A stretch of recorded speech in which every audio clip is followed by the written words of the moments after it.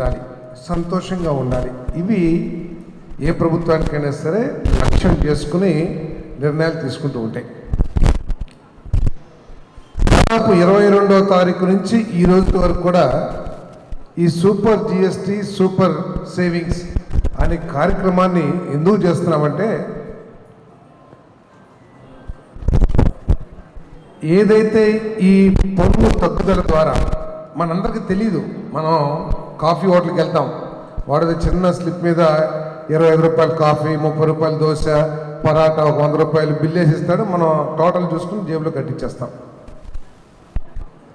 పెద్ద హోటల్స్కి వెళ్తే వాడు ట్యాక్స్ కూడా వేస్తాడు, 18% ట్యాక్స్, 28% ట్యాక్స్, ఏదో రకరకాలుగా అవన్నీ కట్టి వస్తాం. కానీ మనం ఆ ట్యాక్స్ అనేది మన మనసులో ఎక్కడ ఉండదు. మనం ఒక బిస్కెట్ ప్యాకెట్ కొనుక్కున్నా, లేదా ఒక కొబ్బరి నూనె కొనుక్కున్నా, లేదా ఒక పేస్ట్ కొనుక్కున్నా, ఈ కార్యక్రమం యొక్క ఈ నెల రోజులు చేసిన కార్యక్రమం యొక్క లక్ష్యం ఏంటంటే, మనం చాలా ప్రభుత్వాలు చూసాం ఈ 75 సంవత్సరాలు 77 సంవత్సరాల్లో.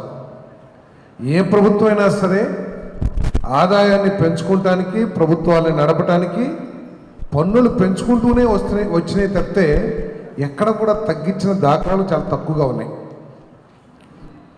కానీ ఈరోజు ఏ ప్రభుత్వం అయితే దేశవ్యాప్తంగా ఒకే రకం పన్ను ఉండాలి, ఒక రాష్ట్రానికి ఒక పన్ను, ఉదాహరణకి ఏంటంటే 2016కు ముందు మన ఆంధ్రప్రదేశ్లో పెట్రోల్ మీద ఒక 25% ట్యాక్స్ వేస్తే పక్క రాష్ట్రంలో 18% వేసేవాళ్ళు, కొన్ని రాష్ట్రాల్లో 6% వేసేవాళ్ళు. అంటే వ్యత్యాసాలు ఉండేవి, పెద్ద ఎత్తున వ్యత్యాసాలు ఉండేవి ప్రతి వస్తువులో కూడా. దానివల్ల ఏమి జరిగేదంటే, అక్కడి నుంచి ఇల్లీగల్గా సామాన్ తీసుకురావటం, తద్వారా రాష్ట్రానికి నష్టం రావటం, ఇటువంటివన్నీ కూడా ఉండేవి.